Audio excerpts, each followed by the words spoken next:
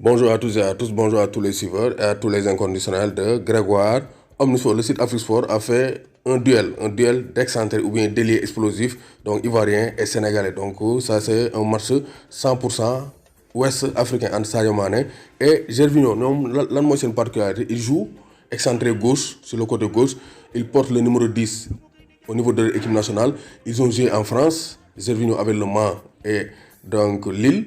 Sadio Mané aussi, il a joué au CMS. Ils ont joué en Angleterre, Gervinho joué à Arsenal, Sadio Mané joue actuellement à Liverpool. Ils ont joué des Coupes d'Afrique des Nations. Donc on va faire le duel, on va voir Sadio Mané ak Gervinho kan moo gën a tànk. Gis nañ ne Gervinho moo ko mag parce que Gervinho il est né en 1987 donc moo mag Sadio Mané il est né en 1992 donc Gervinho magee na ko donc 5 ans mais gis nañ ne aux Zambiens la valeur n'atteint point le nombre des années parce que Sadio Mané li muy daw actuellement Gervinho mënu ko téye. Pourquoi en club Sadio Mané a effacé l'Ivoirien Gervinho parce que Sadio Mané donc dem na Metz en 2011 mu quitté fa dem Autriche ba mu demee Autriche Salzbourg il a marqué 45 buts en 87 matchs sur commission confondus en 2 saisons mu jógee fa dem Southampton dugal 25 buts.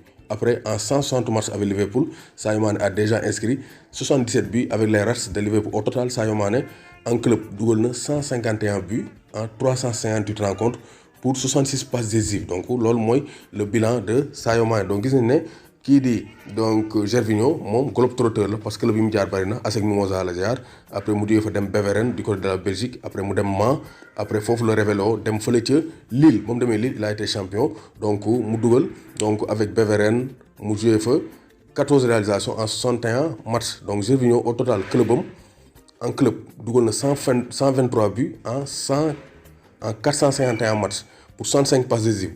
Gis nañ ne au niveau des passes décisives ñoom ñaar ñoo xaw a tolloo. Gervinho am na 65 passes décisives, Sadio Mané en club am na 66 passes décisives mais au niveau des buts Sadio Mané moo gën a néewle ay matchs 358 matchs contre 451 matchs mais gis nañ moo ëpp le but 151 buts donc c'est pour dire que Sadio Mané est beaucoup plus tueur que Gervinho. Donc Gervinho dafa xawoon brouillon parce que mu doon parax rek moo tax il n'avait pas la finition qu'à Sadio Mané qui est un attaquant beaucoup plus complet parce qu'il marque de la tête, du pied gauche, du pied droit et il est beaucoup plus donc concentré devant le but. En sélection les deux joueurs ont presque le même parcours. Gervinho gagné na CAN donc côté boobu Gervinho moo fa raw Sadio Mané parce que Gervinho a gagné la CAN 2015 mais Sadio Mané joué na 3 CAN 2015 2017 2019 il a été finaliste en 2019 donc gagné gul benn yoon Coupe d'Afrique des Nations. En sélection Sadio Mané am na 18 buts en 65 sélections alors que Gervinho am na 22 buts en 83 sélections mais au finish Mané fait mieux que Gervinho. Donc du point de vue sélection gis nañ ne Gervinho moo ko ëppagum donc ay sélection parce que moo ko mag mais gagné na Coupe d'Afrique des Nations. Mais du point de vue des clubs Sadio Mané du moromu Yao Gervais